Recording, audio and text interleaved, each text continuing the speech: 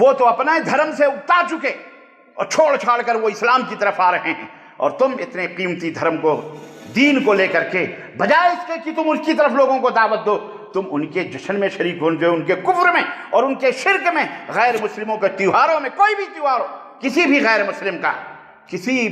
مسلم کا تیوہار ہو، اس کے اندر مبارکبادی دینا، ان کی خوشیوں میں جانا، شریک ہونا، یہ اسلام کے اندر حرام ہے۔ چند منحوس قسم کے روادار کے نام پر لوگوں نے، مولوی یا کچھ لوگوں نے فتوے دیے ہیں اس تعلق سے، کوئی بات نہیں اگر ہم نے مبارکباد دے دی۔ اچھا، کس بات پر آپ مبارکباد دیں؟ کرسمس ڈے کا مطلب کیا ہوتا ہے؟ میری ہیپی کرسمس، کیا مطلب ہے اس کا؟ کہ خدا پیدا ہوا ہے، خدا آج پیدا ہوا ہے، اس کے بارے میں آپ مبارکبادی خدا کے پیدا ہونے پہ دے رہے ہیں، اور اپنے آپ کو مسلمان کہہ رہے ہیں، نمازی کہہ رہے ہیں، مفتی کہہ رہے ہیں، علامہ کہہ رہے ہیں۔ شرم نہیں آتی تم کو؟ خدا پیدا ہوتا ہے؟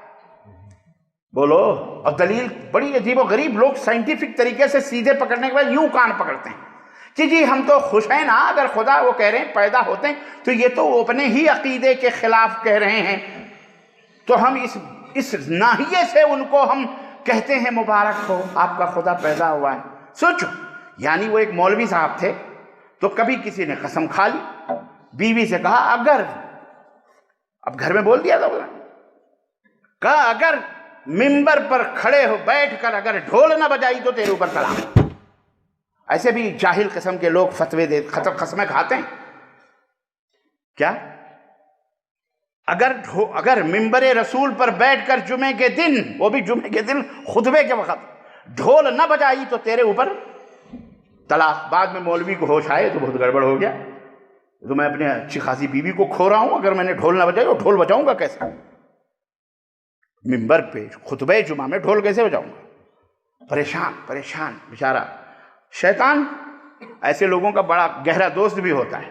سجھایا، اس نے کہا مولوی پریشان کیوں ہوتا ہے؟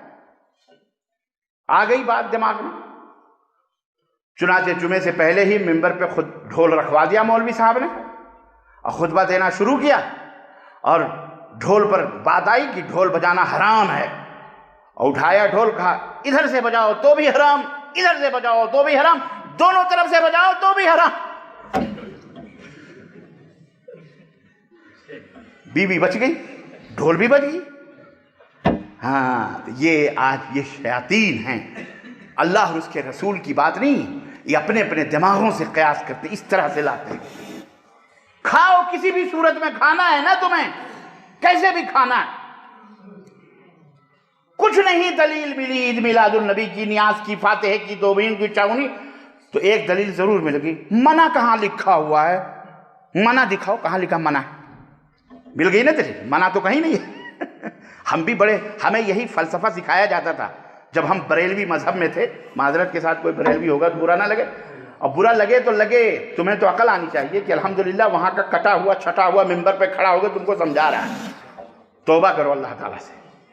ہمیں تو یہی سکھایا جاتا تھا کہ وہابیوں سے زیادہ بحث مت کرو، اگر وہ کہتے ہیں فاتحہ حرام، ختم حرام، 11ویں حرام، 12ویں حرام، اگر وہ کہتے ہیں قرآن خوان یہ سب حرام، تو ان سے کہو مولانا حرام ہے تو دلیل دو۔ اب آپ وہ دلیل دیں گے تو کہہ دو منع، یہ نہیں، منع کہاں ہے؟ منع یہ بتاؤ، منع کہاں؟ میں جب اس زمانے میں یہ نیاز اور فاتحے تھے ہی نہیں، تو اللہ کے نبی منع کہاں کریں؟ کہاں لکھا منع ہے کہ نہیں؟ تو اس طرف کھانا ہے، کیسے بھی کھانا ہے۔ تو عزیزان گرامی، ایسے ہی کرسمس کے موقع پر بھی بعض مولویوں نے فتوے دیے، کوئی بات نہیں، مبارکباد دینے میں کیا حرج ہے، خوشیاں منانے میں کیا حرج ہے، ان کے ایسے کر کے۔ ارے اسلام نے تو یہ نہیں کہا کہ زنا کرنا حرام ہے، نہ، اسلام نے کہا لا تقربوا الزنا، ارے زنا کے قریب بھی مت جاؤ، حرام تو بہت دور کی بات رہی، زنا سے قریب کرنے والی جو چیزیں ہیں، یہاں تک کہ ایک غیر محرم عورت کے ساتھ خلوت میں بیٹھنا بھی اسلام نے حرام قرار دیا ہے، اور یہ کہتا ہے مجلس میں شریک، ان کی محفل میں شریک ہونے سے کیا فرق پڑتا ہے؟ اچھا مولوی صاحب کیا فرق پڑتا ہے؟ اللہ تعالیٰ ایسے مولویوں کو ہدایت عطا فرمائے۔ یاد رکھو، آج کرسمس کے ڈے پر یہ تمام سب خرافات، شرکیات اور بدعت، اور یار ایک بات اور میں آپ کو بتاؤں، تاریخی میں بات بتاؤں، جاؤ لوقا میں، متی میں، انجیل اولڈ ٹیسٹامنٹ میں یا نیو ٹیسٹامنٹ بائبل میں جتنی بھی ہیں، یا انجیل میں، انجیل کو اولڈ ٹیسٹامنٹ جو موسیٰ علیہ السلام پہ اتری، بائبل توریت جو ہے جو حضرت عیسیٰ علیہ السلام پر، اس کو کہتے ہیں کہ یہ جدید یعنی نیو ٹیسٹامنٹ ہے. ساری کتابیں لوقا، متی اور جو بھی 4 ابواب ہیں اس کے، ان تمام سب کتابوں کے اندر جو ان کی مذہبی کتاب ہے، ان تمام سب کتابوں کے اندر کہیں بھی یہ بات نہیں تحریر ہے کہ حضرت عیسیٰ علیہ السلام 25 دسمبر کو پیدا ہوئے. کہیں نہیں تحریر. چیلنج ہے. 25 دسمبر کو حضرت عیسیٰ علیہ السلام پیدا نہیں ہوئے، بلکہ ایک انگریز اپنی تحقیق میں لکھتا ہے کہ 200 برس کے بعد، یا ایک کہتا ہے 14ویں صدی میں. ایک رائٹر تھا، اس نے کیلنڈر کا رائٹر تھا، اس نے یہ ثابت کیا، اس نے یہ لکھا کہ 25 دسمبر کو عیسیٰ علیہ السلام پیدا ہوئے. قرآن سے پوچھتے ہیں کہ عیسیٰ کیسے پیدا ہوئے، عیسیٰ علیہ السلام کیسے پیدا ہوئے، قرآن سے پوچھتے ہیں. اللہ تعالیٰ نے قرآن میں حضرت عیسیٰ علیہ السلام کی پیدائش کا تذکرہ فرمایا ہے. فرماتا ہے فَأَجَاءَهَا الْمَخَاضُ إِلَى جِذْعِ النَّخْلَةِ قَالَتْ يَا لَيْتَنِي مِتُّ قَبْلَ هَذَا وَكُنْتُ نَسِيًّا مَنْسِيًّا فَنَادَاهَا مِنْ تَحْتِهَا أَلَّا تَحْزَنِي قَدْ جَعَلَ رَبُّكِ تَحْتَكِ سَرِيًّا وَهُزِّي إِلَيْكِ بِجِذْعِ النَّخْلَةِ تُسَاقِطْ عَلَيْكِ رُطَبًا جَنِيًّا.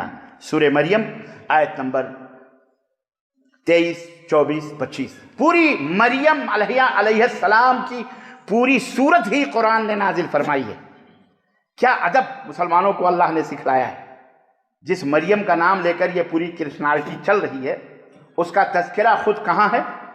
مسلمانوں کے قرآن میں.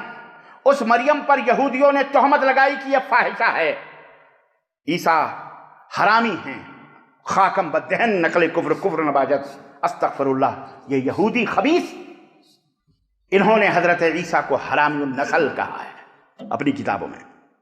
ان کرسچنوں کی سمجھ میں نہیں آتا. اللہ انہیں ہدایت عطا فرمائے. ہمارے مقابلے میں یہ دونوں ایک ہو جاتے ہیں. مشرک کا بھائی ہوتا ہے. الکفر ملت واحدہ. اسلام نے یہ کہا ہے نا، کفر جو ہے وہ کچھ بھی ہو، ایک ہی چٹھے بٹھے کے لوگ ہو جاتے ہیں. تمہارا جب مقابلہ ہوگا تو یہ غیر مسلم بھی، یہ یہودی بھی، یہ نصرانی، سب ایک ہو جاتے ہیں تمہارے مقابلے. اللہ رب العزت نے فرمایا کہ پھر جب مریم کو پیدائش کا درد کھینچ کر کھجور کی جڑوں میں لے آیا تو مریم نے کہا ہائے یہ دن آنے سے پہلے کاش میں مر کیوں نہیں گئی، کاش میں مر جاتی. نہ کوئی باپ ہے نہ کچھ ہے، ایسے ہی حمل ہو گیا اور درد زہر ستانے لگا. تو انہوں نے کھجور کے درخت کے نیچے بیٹھ کر پکارا اللہ تعالیٰ کو، کاش یہ کیا ہو گیا، میں مر کیوں نہیں گئی. تو درخت کے نیچے سے آواز آئی کہ لا تحزنی، اے مریم غم نہ کر، بے شک تیرے رب نے اس کے نیچے نہر بہا دی ہے، نہر جاری کر دی ہے، اور اس کھجور کی جڑ وَهُزِّي إِلَيْكِ بِجِذْعِ النَّخْلَةِ، یہ جو کھجور ہے جس کے نیچے تو بیٹھی ہے، اس کو ہلا، تُسَاقِطْ عَلَيْكِ رُطَبًا جَنِيًّا، تیرے اوپر اللہ تیرا رب اس کھجور سے تجھے رطب کھجوریں نازل کرے گا، اور وہی کھا اور وہی پانی دے، اور اللہ کا شکر ادا کر. بات سمجھ میں آئی کہ یہ پیدائش ہے کس